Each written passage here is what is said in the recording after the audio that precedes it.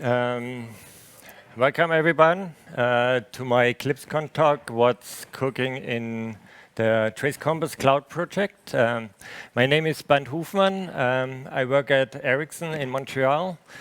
I'm the Eclipse Trace Compass project lead and also the co-lead for the TraceCompass cloud project.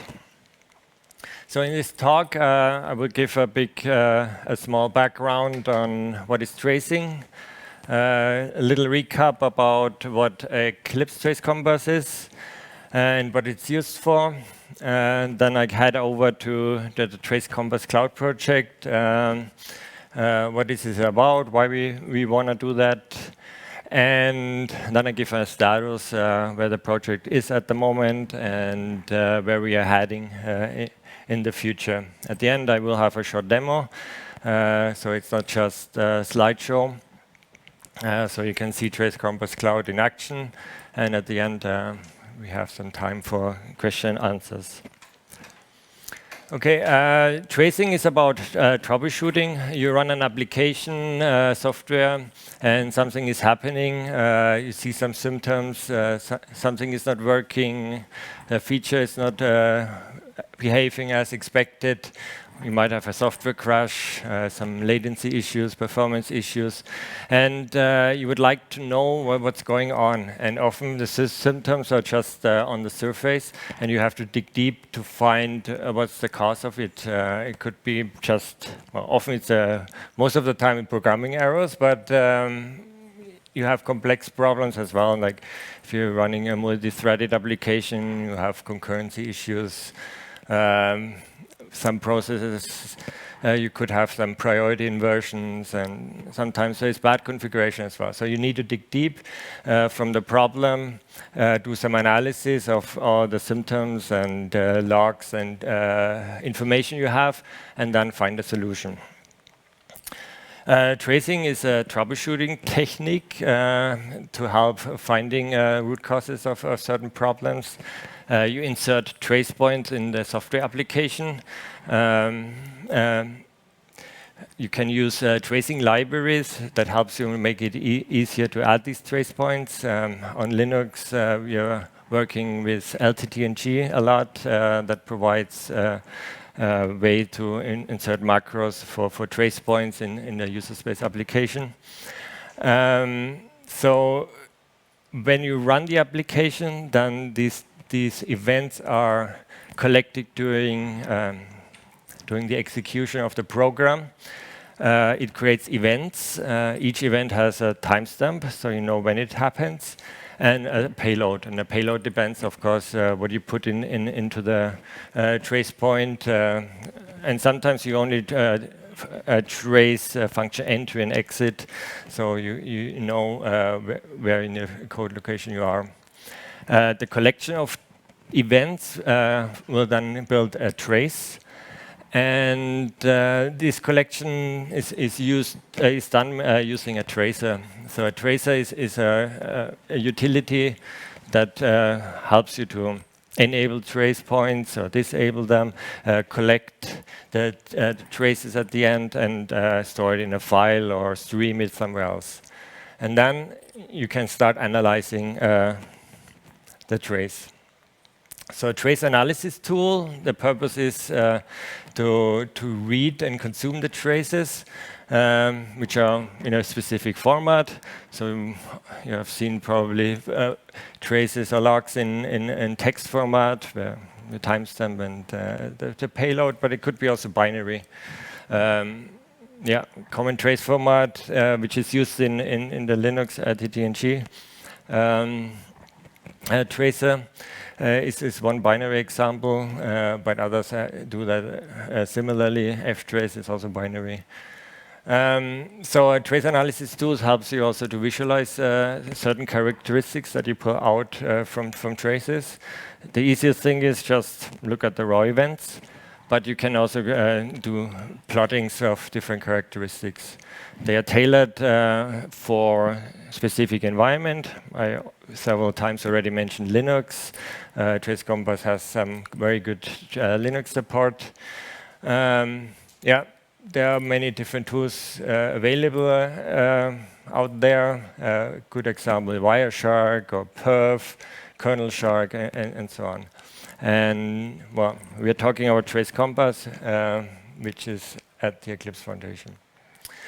What is Eclipse Trace Compass? It's an open source tool to solve performance and reliability issues of a system. It does it by reading and analyzing logs of that system. It's really looking at symptoms, finding root causes, and it's a trace analysis tool. I'm saying a system and not just a process or a specific application. It really can consume traces from different layers in the application stack and can put them together, and so you can see where problems occurred. So, because sometimes an user space process is under running because a kernel is preventing that because another process had higher priority to run. TraceCompass.cloud. So why would we create a new version of TraceCompass? So Eclipse Trace Compass was available as a standalone application, RCP, or it could be installed in any of the Eclipse IDEs. TraceCompass.cloud is a little bit different, and we want to do that because we want to leverage more modern UI technologies. We want to be able to integrate with Theia, VS Code, and also use different graphing libraries. JavaScript has a great set of widget libraries that could be used. We want to be able to have different front ends, multiple ones, not just one graphical specific, which is in Eclipse, but we want to be able other ones as well. And with that, we try to automate trace analysis, and automation of that work is more difficult if you have a UI application. It has to run in the UI. So it's good to have a cloud version as well. And with that, we want to also be able to distribute the analysis to be more scalable for large trace sets. So we do a distributed application. Before it was one monolithic application running on the desktop. We will build a front end with web technologies. We will have a command line front end, as well reuse a TraceCompass backend. How do we do that? So we first had to create a client-server architecture, going away from the monolithic application. Of course, we want to reuse what has been done with TraceCompass as much as possible. So we reuse core components that have no UI dependencies. Then we build JavaScript and a Python front end, including some helper libraries. So a little bit more details on the server-client architecture. So the server side is trace server backend. It is responsible for trace parsing. So it has different parsers for different formats. So you read it in the tool, and then you have an internal representation of the trace. It processes. It processes the trace events and makes sense out of it. It has all the domain-specific logic. So if you have a Linux kernel trace, it knows it's a Linux kernel trace and can make a use of that knowledge. Yeah, it serializes on the data on client requests and has some provision for persistence. So if you run an analysis, you don't want to rerun it again, or if you want to navigate within the trace, it needs to be very efficient so the analysis can go faster. So there's some persistence also implemented. So then the client side, the client is a trace visualization front end. It has all front end controls, so you can have a means to open and close traces, add trace sets, delete them. You also have the controls to navigate within the trace, zoom in, zoom out, and so the front end also, it will request the data from the back end, does the deserialization, and then visualizes it in different ways. Let's look at the TraceCompass architecture. TraceCompass.cloud Architecture using Theia. So that tooling is built on top of the Theia framework. So Theia is an open source framework to build IDE type UIs and applications. We use that to build our front end on top of it.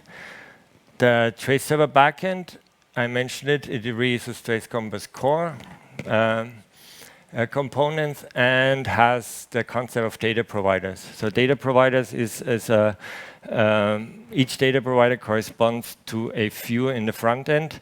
It uses analysis results and creates data structures that can be easily serialized over the network and which correspond to and it's easy to visualize. So if you have an XY chart, you have X values and Y values and so on. We added services for different query endpoints. We defined an exchange protocol, TSP. I will mention a little bit more later on, but it's like a trace server protocol. It's similar idea to a language server protocol. It abstracts the front end from the back end. When we then go to the front end, the Theia Trace Viewer, the blue box, is a Theia extension, uses Theia APIs, and it consists of a TSP TypeScript client, which implements the trace server protocol on the client side using TypeScript. We have a component Trace Viewer base, which does the basic trace management and provides some utility functions for the application. And then the biggest component is the Trace Viewer React components. It has all the graphic widget in there. It does the visualization. And we use React for that as well. It uses then third-party libraries for visualization. We use D3 for XY charts, HGrid for tables, and then we built a timeline chart, which are a Gantt chart-like library where you can visualize like state machines, how they act over time, and so on. Trace Server Protocol is open source cloud API. It defines the data exchange for trace data visualization. It provides some various endpoints, trace management, so you can post traces on the trace server. You have support for tables, virtual tables, then the time graphs, XY charts, and then data trees, which are mainly used for reports. Important to mention is it's independent to the domain that is traced and shown in the trace file.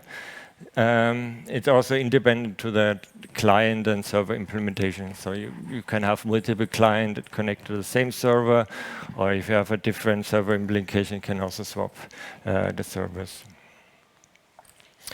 Okay. Status. We presented last year about what we have done, but there's quite a bit of exciting stuff happening within a year.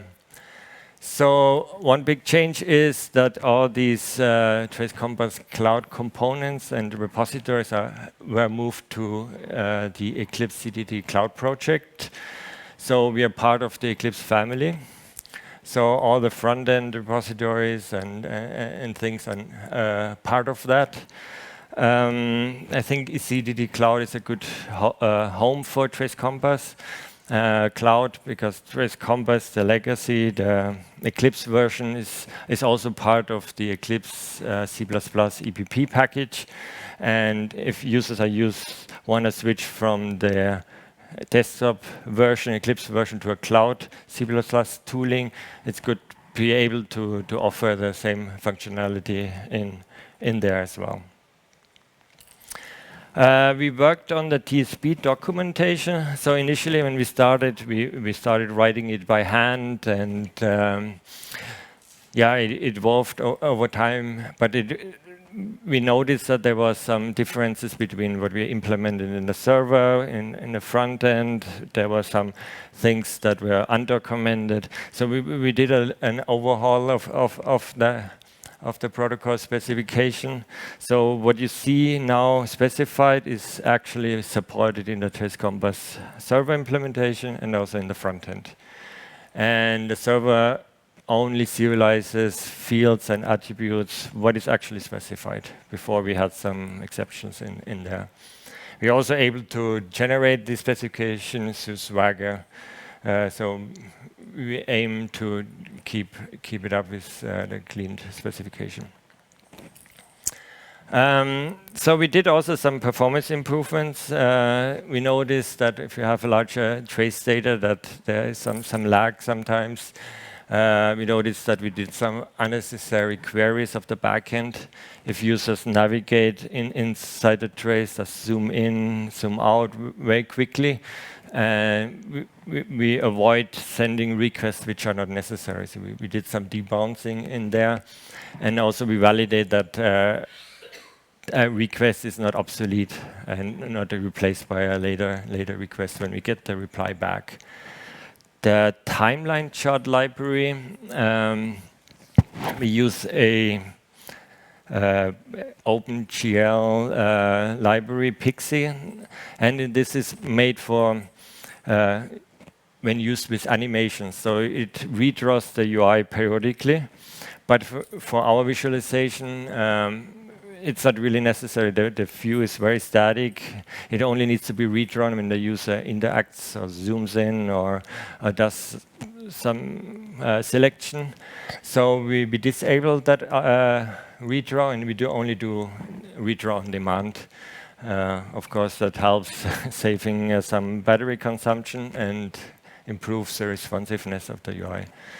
We added some lazy loading also to minimize the data to being queried from the backend. Some general enhancements. So the view seen here is an overview view. I think it's a very exciting new feature. It shows a characteristic of the trace over the whole trace time. And then you also see the orange window where other views are focused on. So with the overview, you might see some peaks of the characteristics, and then you might want to navigate there. So it's very useful. And what is nice is with you have a selector, so you can select any XY chart available to show in that view. So by default, it shows the event density, but if you have, you can also select CPU usage, memory usage, and so on. So I think it's a very exciting feature. We added the ability to pin views or pin a particular view. So if you want to see a particular view in comparison to other views always, and not being influenced when you scroll up and down, so it stays on the top. We added a grouping of views. Initially, it was possible to open different views in a certain order, and then it was just added onto the bottom. And then it happened, and you had a time axis view, and then you had a table in between, and another time axis view, but it didn't really look nice, and it was not the best user experience. So we have now an area with all the views that contribute to the time axis, and then the other views. There's a few usability improvements. The undo redo functionality is, I think, very exciting to have. So if you navigate in your trace, you change a time range or you zoom in, and you notice you want to go back where you were before. So you're now able to use either the button here to go back or a keyboard shortcut. I think that's a very useful addition. XY charts, initially we only had support for line charts. Now we are also able to show scatter charts. We use that heavily for latencies, visualizing latencies. So if a backend data provider success to show a certain view, a certain data in a scatter chart, we are able to do that now. Time graphs, there, beside the performance improvement that I have mentioned before, we do a two-steps update of the view. First, the cross resolution, and then the full resolution. A small thing, but before the selection was not synchronized, so we never had the highlighting in the tree. But now, when we select a row, you have it more visible what is selected. Yeah, and we have some menu improvements for periodic markers. Events table, the search now is fully supported. You can search forward and backward based on each column. It's regular expression based, very useful. You can hide columns with the menu, and you have a tooltip. Sometimes the string is truncated, but with the tooltip you see the whole information. Data trees, that's a new endpoint that we have added. That's very useful for reports. By default, it queries the whole time range and gives you the report for the whole trace. But we also made it in such a way that if you select a range, time range, it gives you the statistic there. And by that, you can compare different time ranges.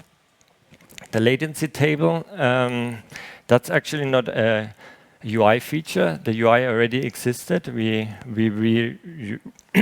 reused the events table implementation, but we added a backend implementation. So it's a server-only feature. It contributes to the same endpoint and has all the bells and whistles like the events table with searching and so on. But it shows totally different data there. Okay, so our team has been working and collaborating with a Trace research project. It's running at the University Polytechnique in Montreal. And many things have been added to TraceCompass coming from that project. And they are right now also very interested in the new architecture, the client-server architecture. And they are researching a way to distribute the backend. So you have the client connected over TSP to a trace server, but the actually analysis is distributed of multiple backends. And the initial implementation and topic is to distribute the critical path analysis that we have for Linux traces. And yeah, very excited that this is happening, and we can't wait for seeing results and potentially integrations into our project. A few things that are worth mentioning. So before I showed the Theia architecture and TraceViewer base, TraceViewer React components and the different libraries, they are independent of the Theia API. The reason why we did that, so that it can be included in other web-based applications. And VS Code is one of them. So we had to create some glue code to integrate it to VS Code using their API. Each window is their own web view, and we had to implement some communication between them. So it's working prototype, it's working quite well, but not all the features that we have in Theia, using Theia APIs are there available. The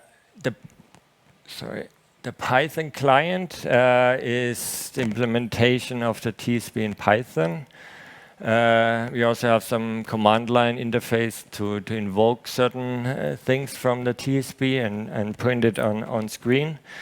The main use case we are using it right now is for creating reports that we can run in a CI environment. The TSP is not fully implemented, so reports are available. You can trigger each analysis, so it's pre-parsed. But the focus for both things is it's not our main focus at the moment. And yeah, if you are missing something, of course you can contribute, and we are happy to help. And for the VS Code extension, there seems to be some interest on that, so we are hoping to get some contributions and bring that further. Talking about the roadmap, so one big thing that is currently still missing in comparison to the Eclipse Trace Compass is filtering. So in there we had filtering in the events table. Right now we are able to search, but we cannot hide a certain unmatched events in the table. In time graph, we don't have that support either to highlight and remove unmatched things. So that's we want to work on to provide filtering capability. I think that's a very important feature. And of course, also filtering across views. In Eclipse Trace Compass, we have some incubating a view to do that across, but it's not integrated in the main line. So we are hoping to have it in TraceCompass.cloud. There are also some user interactions that we want to implement. So the front end is very lean, and it doesn't know about what is actually traced and analyzed in the back end.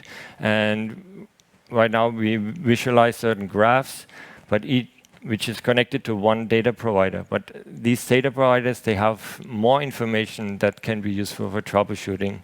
One good example is when you have the latency statistics, and it tells you, okay, that was the minimum latency or maximum. And the backend knows about where in the trace that happened.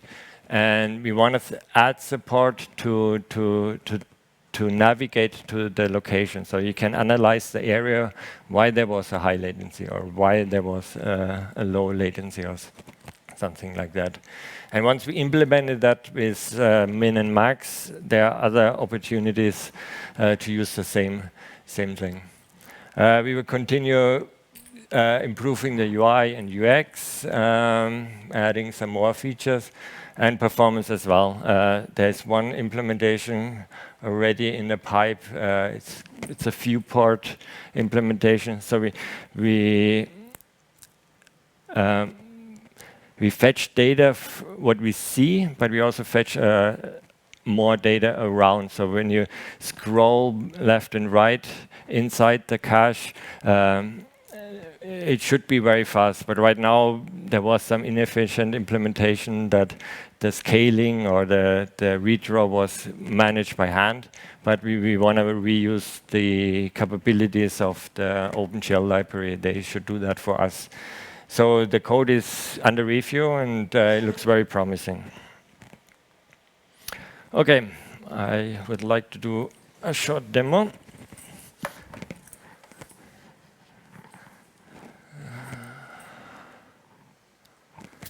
OK, I'm just turning a bit. So can I turn? So this is an example application. Can be built from our main repository. When you open, there is no trace server running. I haven't mentioned that we right now only have a local support for trace server. So the trace server is a process running on a machine where your workspace and traces are. So pressing open, it will start it, or you can use the command palette to start the trace server. So it will start it and fetch traces that are already available on there. You can add more traces with a button, or you can also navigate in the file browser and do open with the trace viewer. When you open it, first the overview will open. Here you see the event density. Then afterwards you can add different views. So if you're interested in CPU usage, you can add that.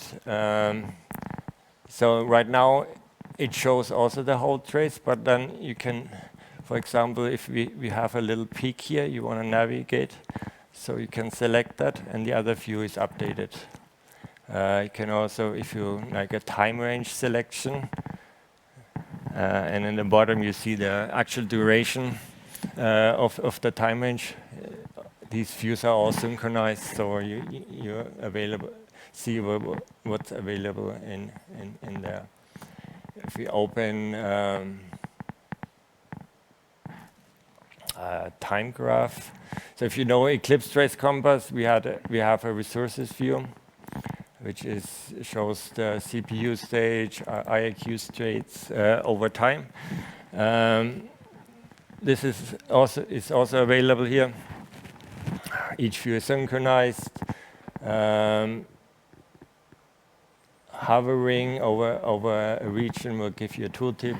It goes back to the backend to get all the information, additional information that's not transported when creating the graphs. You can also select one state and it will populate the item properties. Yep. I like also to show the latency statistics, for example. That's one example. System calls, how long a system call in the kernel took. So by default, it's for the whole trace, but you can also select a time range, and then it will populate below. It's a huge tree per. Yeah. There are 511 system calls. Yeah, so you get it also for a specific selection. It's very interesting. These report tables, we are allowed to export to CSV.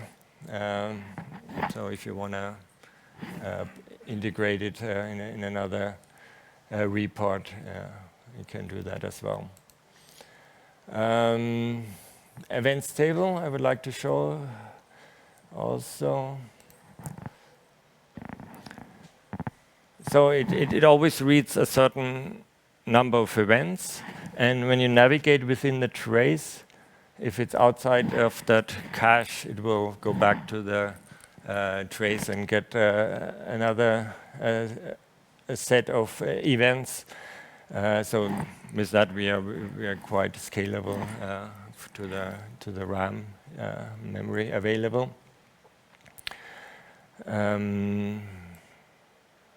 Yeah, searching.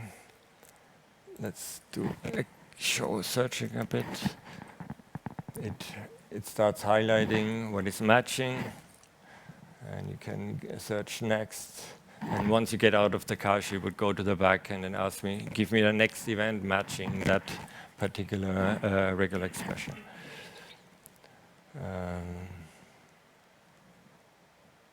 Okay. All right, so let's go back. If it lets me. Yeah. Okay, so my colleague Matthew will have a presentation on Thursday on some real use cases where Eclipse Trace Compass was used. Very interesting, and if you're interested, come by on Thursday at 9 o'clock. In my talk, I will post it on the web page of EclipseCon. I will have references of of the project and details, CDD Cloud and so on, and where to find the source code. Contacts also, my name, TraceCompass mailing list, and you could also go to CDD Cloud if you're more interested on the cloud side. Okay, so that's it from now. Do you have any questions? Yeah. Yeah, it's more of an open question, so I don't know if it makes really sense. So let's suppose I want to ship custom Theia application to users, and I also want to reuse those nice front-end capabilities that you have. But I want to show custom charts and also want to handle custom traces. So would it be an option then to kind of pick this Theia Trace Viewer extension, add some front-end capabilities for the new charts, and then implement the trace server protocol in our own legacy Java backend process, or would there be a better way? Is there a general recommendation for stuff like this? Yeah, the question is about customizing the application, not since you have different applications, different traces. So the front end is very lean. It has not knowledge on what is actually traced in the back end. So if you can live with the set of views that we currently provide, you only need to implement the backend, a server application that implements the trace server protocol. And then you can query it from the Theia Trace Viewer or some other client applications. And if you what we have looked into, we don't have it running yet, but using some workspace management tools, Eclipse J or something like that, you could set up a whole environment with, okay, start the trace server, run these other traces, post them there, run the analysis, and then have a viewer available, and the user can then select that from your CI. So that's a vision that we have a longer term to have that. But with that architecture, I think it should be possible, and it's much easier to implement than what we had with one box of the Eclipse version. I don't think I'm leaking internal info by saying that that's what we did also inside of Ericsson. Yeah. Yeah. Any other question? Yeah, just a question about localization. So coming from an RCP background and tooling for localization in there, is that anything that Theia provides, or is that something more like a React or whatever the You mean localization, translating strings and stuff? So for UI features, I think, if I'm not mistaken, it's provided by Theia. But whatever the backend is providing, your backend server has to do the localization. So if you have like titles, x-axis, y-axis, this has to be done on the backend side. Mark Suya did an excellent talk, but you need a time machine to go back for it. It was a Theia community day. And it was about that. And basically anything that's product specific is probably in the backend and probably already semi-localized unless it's a custom edition. Yeah, depends on the server implementation. I think our server backend is Eclipse RCP without UI, so you can use Eclipse localization to do that. But yeah.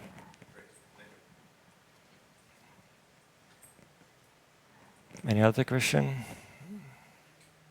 Okay, thank you very much for coming.